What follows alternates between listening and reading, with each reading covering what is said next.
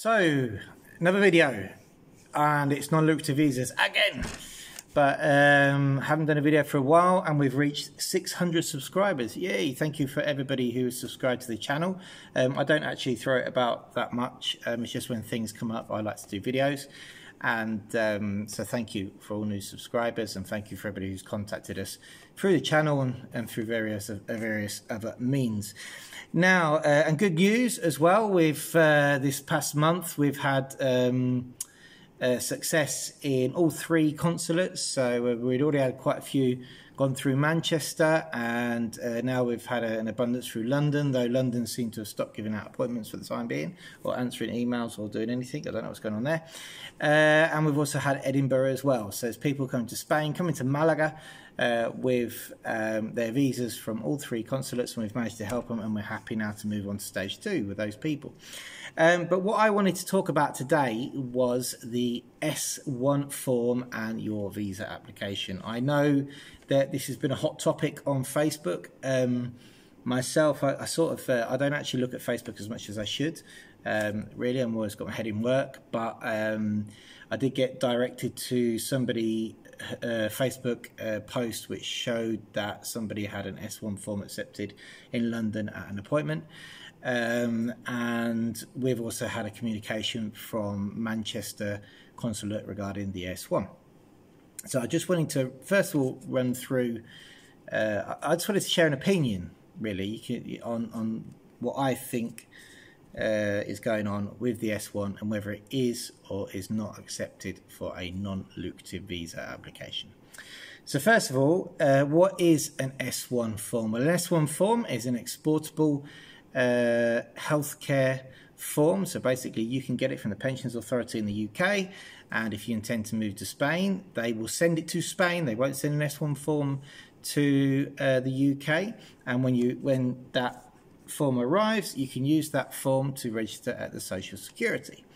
So if you're intending to become a resident here, you would get your form, and you would either go along to Social Security office, or in some cases, like here in Malaga, a lot of the autonomous communities are providing people with a special email address to keep them out of the offices.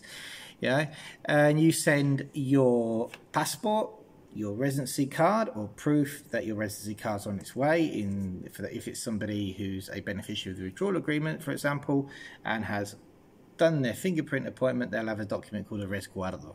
We've done another video on different forms of residency, so look at that. You would need a padron certificate, which is dated within the last 90 days to prove your address, and your S1 form. If you've been issued your S1 as a beneficiary of a partner, then you have to present a marriage certificate and a translation of, and if that marriage certificate is a UK marriage certificate or from a third country, then you would need a apostille on it. But anyway, so the Social Security does require a series of docs to register this S1. Once the S1 is registered, they will give you a document that looks like this. This proves that you have access to healthcare in Spain, and you take that to the local doctors and they register you for a card. Your card will arrive in the post. So that's a brief on how to register the S1. Now, what's never happened in the past is there's never been a country that's left the EU but still maintained that agreement between the EU that they'll issue an S1. So until now, and I'm going to be completely honest, we haven't registered anybody who's arrived with a non-lucrative visa, got their TIE card, who legally has access to an S1. We haven't registered them with the Social Security because we're right at the beginning of this process, and the first non-lucrative visa people are coming through, and all the applications we have done has been with private healthcare, although some people have got access to S1s. So when they come over, we're going to find out whether the Social Security has got any problem with registering people who have got their visa approved, have got their new TIE card for the year, and then going to go to them and register their S1, which means the following year they'll have access to healthcare in Spain, okay, and they'll be able to use this document to renew their visa instead of the private healthcare. But we don't know how that's going to go yet. The other thing to mention is places like Malaga have a 5 to 6 month wait, or whatever you want to call it, from submitting the S1. I mean, you put it in. We're still waiting for some which were sent in January and February to be approved and come through. Other places like Grenada take around a month to approve it.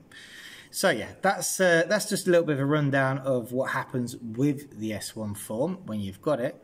But how does that relate to a non-lucrative visa application? Well, all intents and purposes, an S1 is proof that you could have access to healthcare in Spain. So why wouldn't they accept that at a visa appointment? Well, first of all, we'd heard that lots of people have been knocked back. As I said, all of ours have gone through with private healthcare, so I'm afraid I haven't actually sent anybody to the walls with an S1 and had them knocked back or had them approved. But we did have notifications from somebody else in the industry that they definitely weren't accepting S1s, and that was in London. And then suddenly last week I saw a comment that they had accepted an S1 in London on Facebook, believe it or not, that wonderful place full of information. And but what I don't know, and what I couldn't see in the trail, was whether that person had actually gone to their appointment, submitted their documentation, and had their visa approved. So the fact that it got accepted at that first appointment isn't a 100% guarantee that the visa is going to get approved using that S1. It might be the case that the person who accepted it, once that moves up to be reviewed, that person may get a letter requiring further documentation, which relates to something I'm going to talk about now.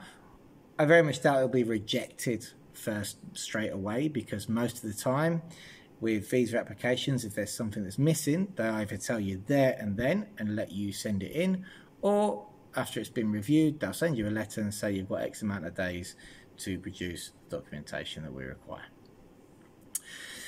So with the S1, we contacted London. They didn't answer, which isn't anything unusual. I don't think they're answering anybody. But the response that we got from Manchester was the following. The response was, I'll read it in Spanish. We'll learn a bit of Spanish here. Here we go. Si el S1 está admitido por la Seguridad Social en España, puede aportarlo. So, if the S1 has been admitted by the Social Security in Spain, we'll accept it. En este caso, tendrá que traer prueba de que se admite. Right, so in this case, you'd have to bring proof that it's been admitted. What is the proof? This is the proof. But you can't get this proof unless you've got a residency card and a padron. So I can't see in which form an S1 can be used for the initial appointment and visa application. I can't see it, because certainly here in Malaga and Grenada, in Almeria and Cadiz, which is the 4 places that we've had experience with registering S1s, you certainly can't register an S1 unless someone has a residency card and is on the padron. Okay, so I can't see at what point someone in the UK can order an S1, have it sent to Spain, have that registered if they haven't got an NIE, an address or anything else in Spain, get this document, which even in normal cases is taking up to 5 months to come through, and then use that for a visa application.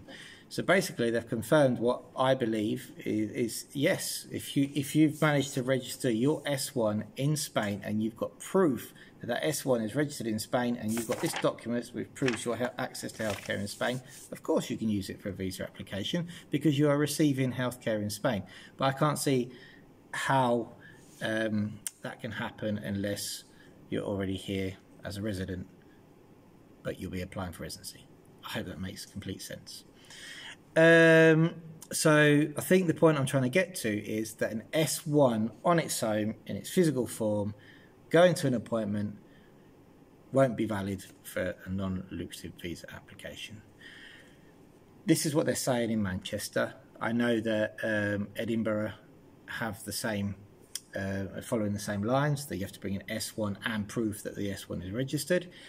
Well, I'd like to know if anybody has managed to register an S1 before getting a non-lucrative visa. It would be great if you could share the information below on this video and tell people how you did it, because it not only would be good for us and our clients, but it would be great information for everybody else. But yeah, I think that the S1 form on its own for a visa application isn't good enough. I think you'd have to prove that's been registered in Spain, which is an impossibility if you haven't got a residency card. So there we go. That's S1s and non-lucrative visas. But please, if you have managed to get your non-lucrative visa registered only using an S1, then please let me know in the comments below, because it'd be great to speak to you and for you to let us know how you did it.